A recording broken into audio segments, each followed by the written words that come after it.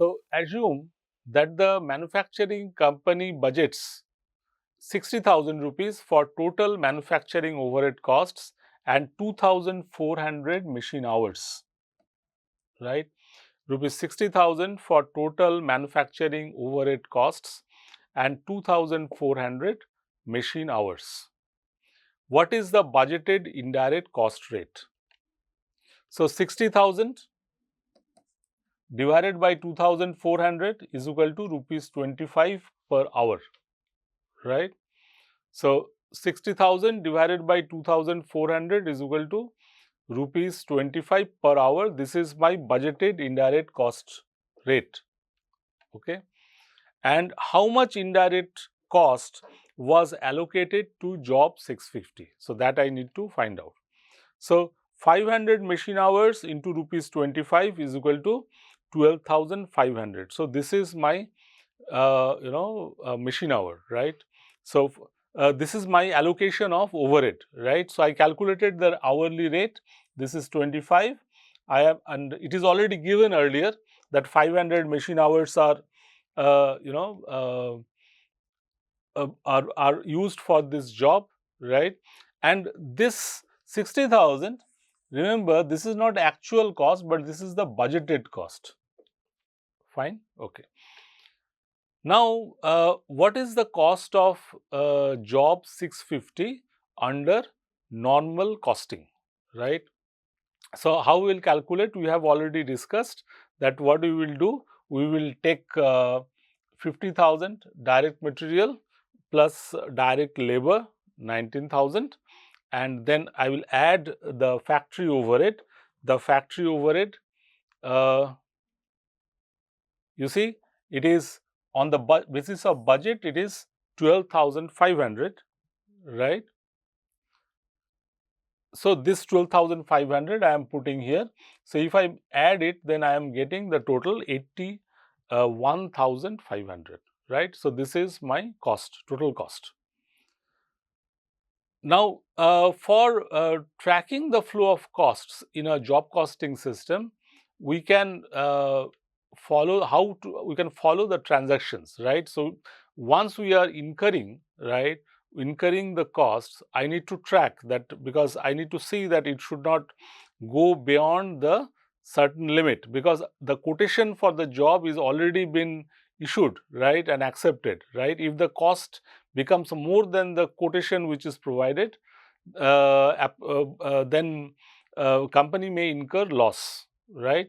So, for transaction I need to record. How I can record, right? So, what are the major transaction? First one is purchase of materials and other manufacturing inputs, then conversion into work in process inventory, conversion into finished goods inventory, right? And then the sale of finished goods. So, these are the transactions I need to record, and it's happening. So, first is when the job is starting, right? When the job is starting, so 80,000 worth of materials, direct and indirect, were purchased on credit, right? So, what I will do, I will open materials control account and then accounts payable account, right? And I will debit material control account because I am purchasing it, right? And credit the accounts payable control account, right? And this is purchased on credit, not on cash, okay? So, accounts payable control account will be credited, right, and materials control account will be debited. The amount is 80,000 in this case. Materials costing 75,000 were sent to manufacturing plant 4. So, it came to store, then it is sent to the manufacturing plant store, right. So, and out of that 50,000 were issued to job number 650 and 10,000 to job 651, right, and 15,000 of indirect materials were issued, right. So, if you make the total 50,000 plus 10,000 plus 15,000, total is 75,000. Okay. What is the journal entry? So, how I will record in the books, right? So, I will put work in progress control because it is not finished. So, I will put 50,000 under job 650 and 10,000 in job 651. The factory overhead control, because 15,000 is indirect material, this I will put under factory overhead control, right? And I will credit materials control for 75,000.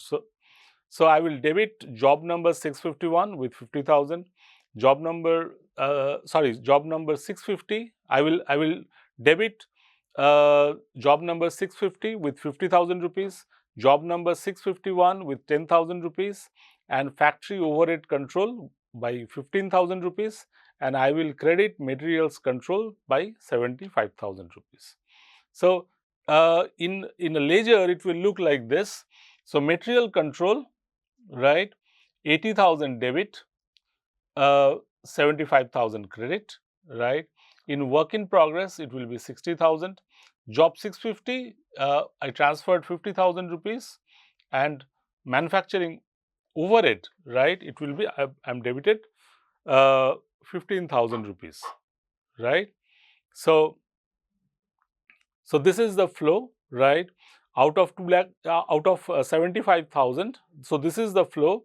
Out of 75,000, 60,000 is getting debited to work in process, and 15,000 in manufacturing overhead, right. And in job 650 it will be, and in job 650 it will be 50,000 debited, right. Okay. Now, total manufacturing payroll for the period was 27,000 rupees, right, and job number 650 incurred direct labor costs of, so okay, so total manufacturing payroll for the period was rupees 27,000, and job number 650 incurred direct labor cost of 19,000, and job number 651 incurred direct labor cost of 3,000, right. Rupees 5,000 of indirect labor was also incurred. So this is my indirect labor cost, right. So these are my costs. So total manufacturing payroll is 27,000, right. So out of that 650, direct labor cost is 19,000. For job 651, it is 3,000, and 5,000 is the indirect labor cost. So if you add this, right, 19,000 plus 3,000 plus 5,000, if you add this, so you will get this, is equal to, it is 19 plus 3 is 22, 22 plus 5 is 27,000. Okay, fine. What is the journal entry, right? So work in process control, so journal entry will be like this. So job number 650, 19,000, 651, 3,000, manufacturing overhead control 5,000, and wages payable is 27,000, right? So 19 plus 3 plus 5 is 27, right? So wages payable control is 27,000 credit. Work in progress, you remember 60,000 we debited. Now, sorry. So I can write like this: wages payable control 27,000, right? Work in process control 60,000 and 22,000, and job 650. Now 50,000 we debited earlier. Now I am debiting another 19,000, and overhead control I have debited 15,000 earlier. Now I am debiting 5,000 again, right? Okay. So wages payable were paid. So then what I did, I paid the wages. So once I paid the wages, I will pass this entry: wages payable account control debit 27,000 to cash control, right? So cash will be credited with 27,000. So in the ledger form, I can write like this. So 27,000 I am debiting now here, right, and crediting the cash control. This was made earlier. If you remember, this was already credited here. Fine. Okay. Assume that the depreciation for the period is 26,000. Assume that the depreciation for the period is 26,000. Other manufacturing overhead amounts to 19,100. What is the journal entry? Right. So, manufacturing overhead control is 45,100. Accumulated depreciation control 26,000. Various accounts 19,100. What is the balance of the manufacturing overhead control account? What is the balance of the manufacturing overhead control account? Right. So, I can record the manufacturing overhead control account and calculate the balance like this. So, rupees 62,000 of the overhead was allocated to various jobs, of which 12,500 went to 650. This we have already calculated. If you remember, this 12,500 we calculated on the basis of the machine hour, right.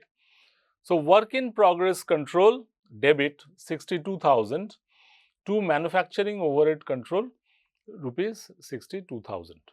Fine. What are the balances of control accounts? So, I can write like this. So, manufacturing overhead control, we already debited 15,000, 5,000 and 45,100 and 62,000 if I credit, then balance I am getting 3,100. And in work in progress account, the total now it is coming 60,000, 622,000 plus 62,000. So, balance is 1,44,000, right.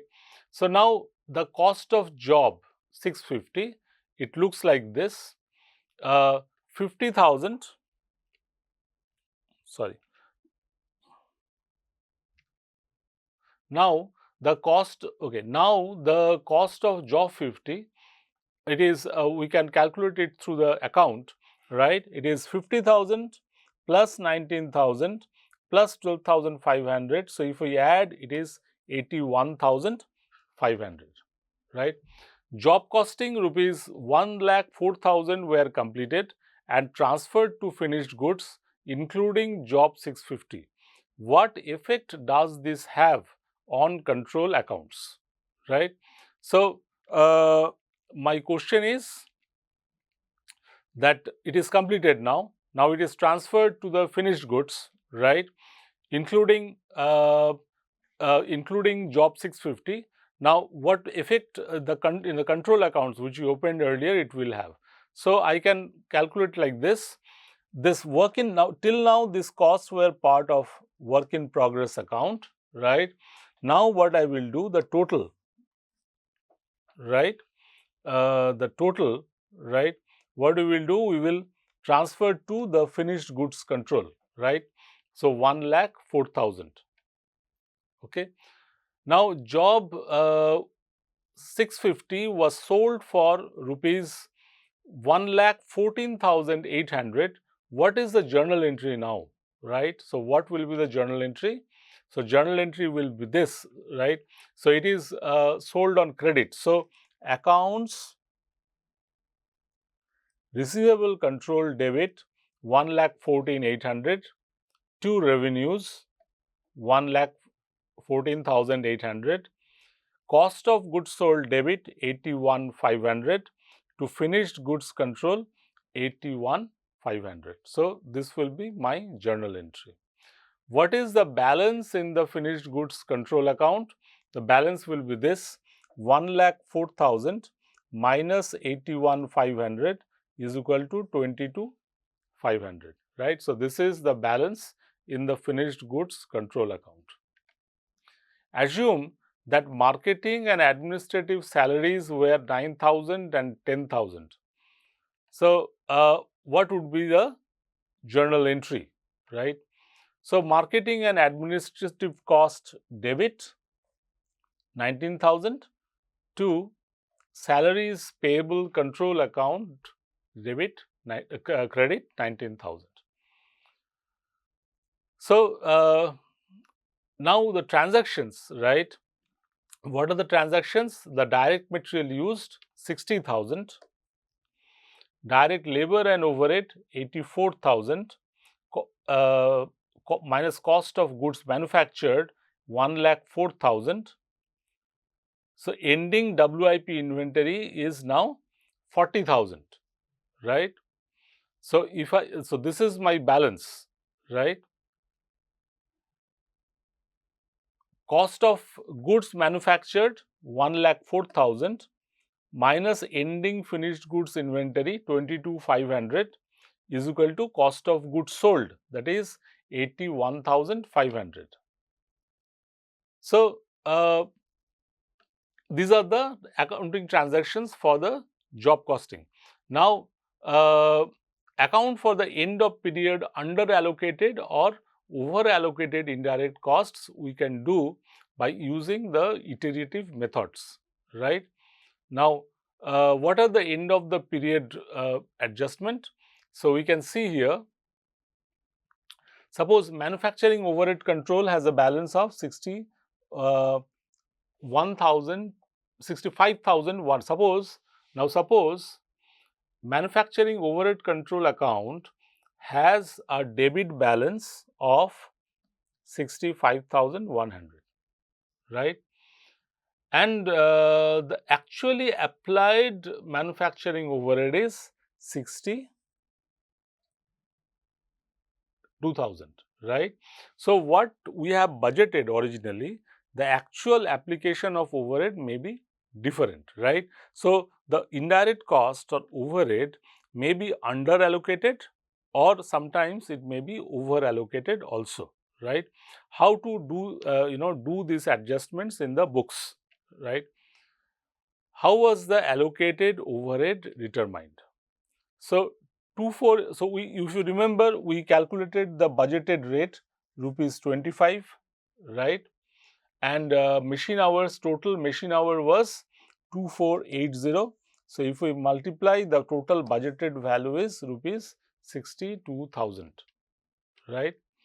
So, 65,100 minus 62,000 is equal to 3100, which is actually an under allocation, right. We allocated how much as per budget? 62,000, but actual overhead is coming 65,100. So, I actually under allocated, I haven't allocated what is required, right. So, here you see the actual manufacturing overhead cost of so next example, you see the actual manufacturing cost, Okay, now let us see another one, right, another case. Actual manufacturing overhead cost is 65,100 and it is more than the budgeted amount, that is 60,000. Actual machine hours of 2480 are more than the budgeted amount of 2400 hours, right. So, approaches to disposing under allocated or over allocated overhead. So, there are several approaches. First one is adjusted allocation rate approach. Second one is proration approach. Third one is immediate write-off to the cost of goods sold approach. So, these are the approaches for the end of period where the period adjustment, where the overhead is either under allocated or over allocated, right. Under allocated, that means our allocation is less than what is required actually, and over allocated is just the opposite, right.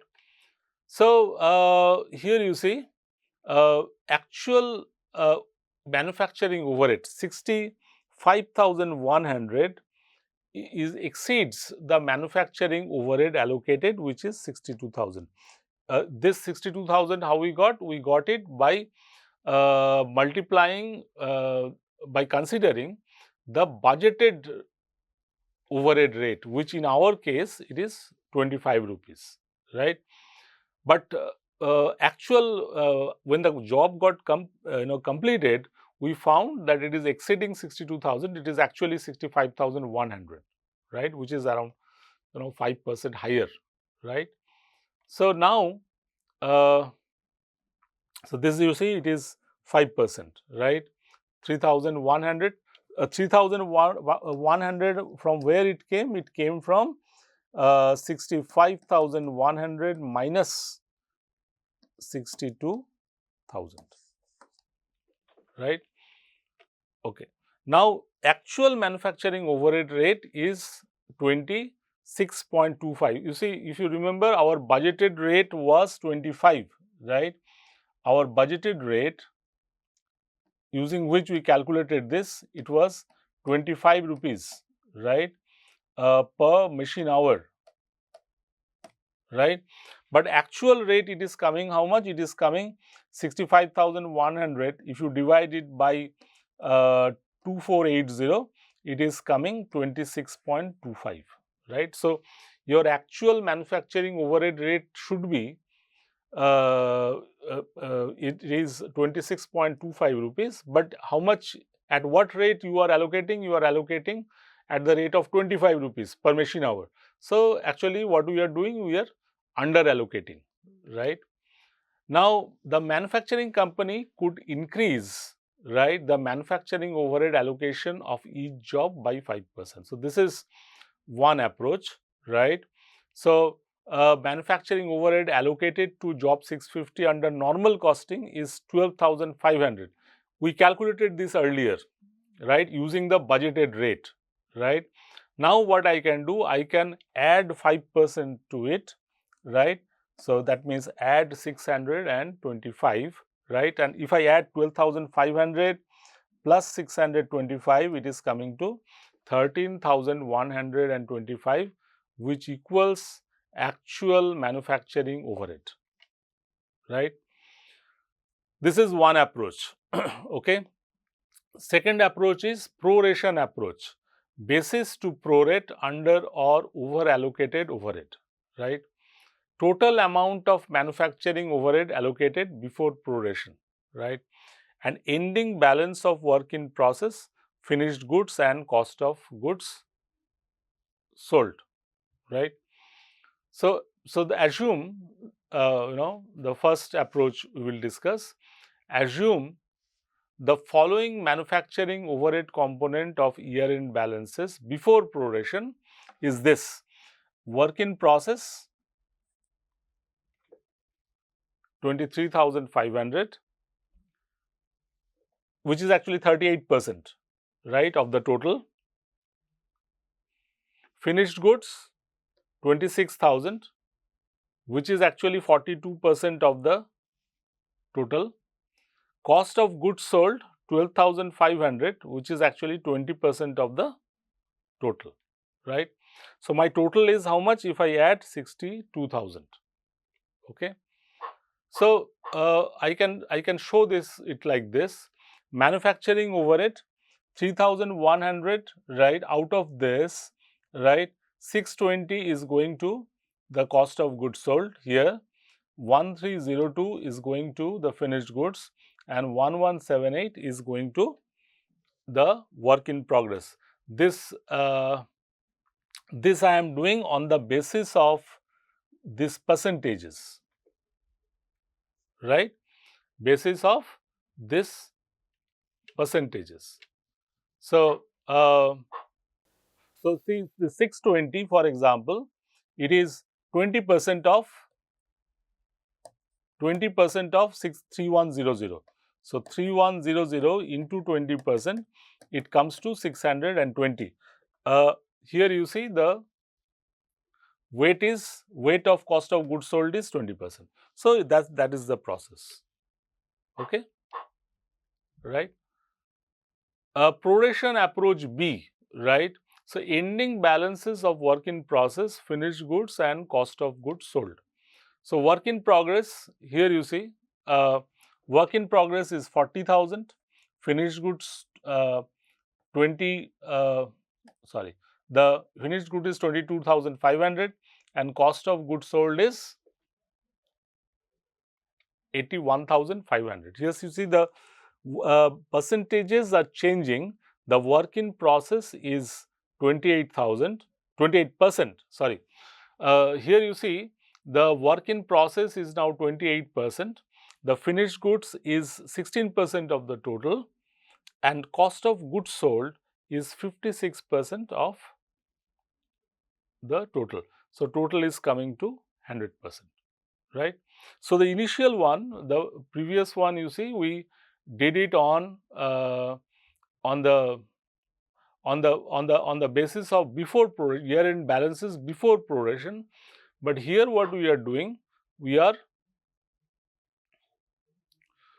taking the ending balances of the work in progress.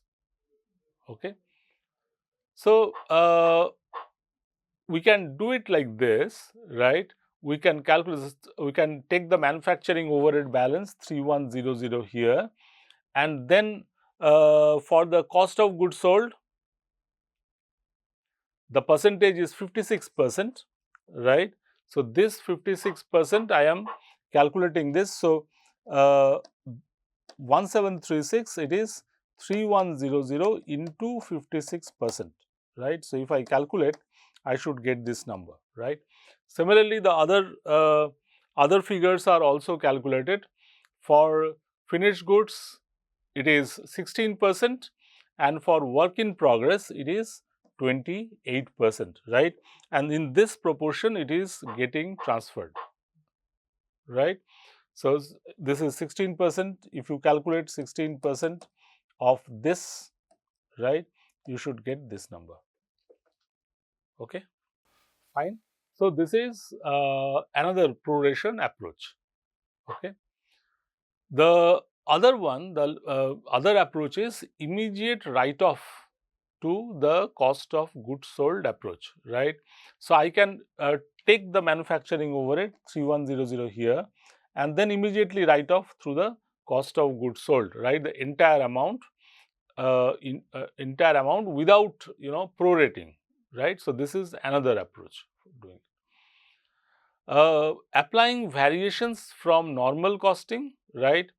So, home health budget includes the following: total direct labor cost 4 lakh,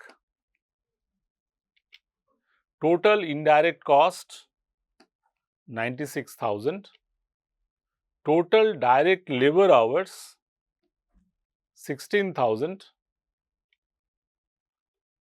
What is the budgeted direct labor cost rate? So, that we need to calculate.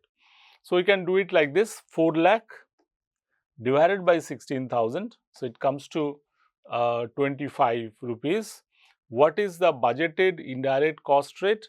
96,000 divided by 16,000, rupees 6, right. Suppose a patient uses 25 direct labor hours, right. So, how much they are using? 25 direct labor hours. Assuming no other direct cost, what is the cost to home health, right. So, I can calculate like this: direct labor 25 hours, from here it is coming, into rupees 25, we calculated rupees 625, indirect cost 25 hours into rupees 6, rupees 150.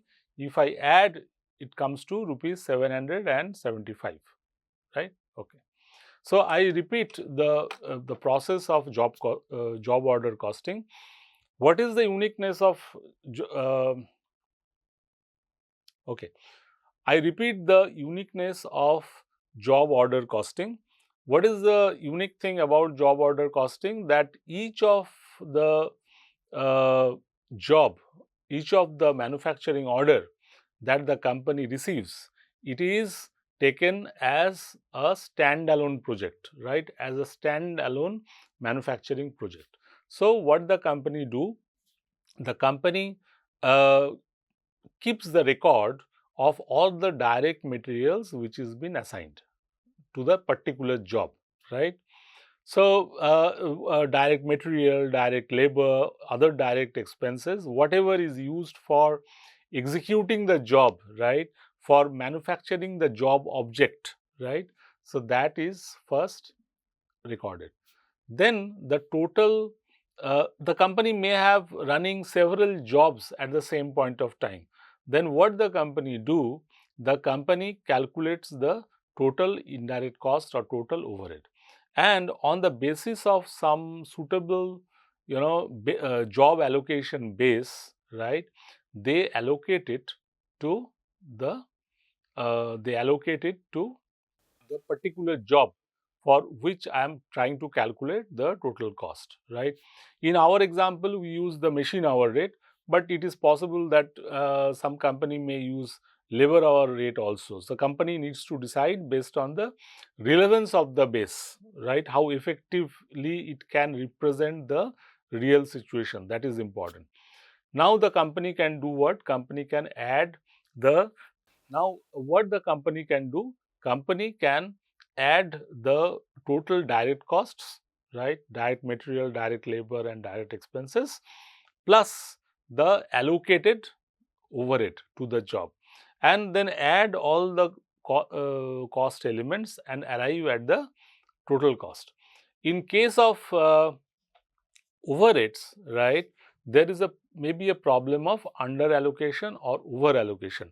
Under allocation means when the company is allocating the overhead on the basis of some budgeted rate, the actual rate may not be same as the budgeted rate, it may be different, right. So, in such a situation, two scenarios may arise. One is that there may be a case of under allocation, that means the company has allocated less than what is required, and the second scenario is the over allocation, that means the company has allocated more than what is required, right. So, in both the cases it requires adjustment. Now, one adjustment is that they can allocate this over adjusted figure on the pro rata basis, right. On the pro rata basis they can allocate uh, uh, to the finished goods, the work in progress and thing. There is another way that they can simply write off the entire amount at one go, right, and calculate the total cost.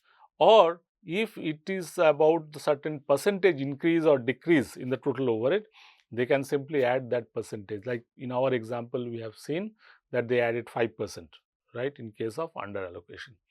So, this is all about job costing. Thank you.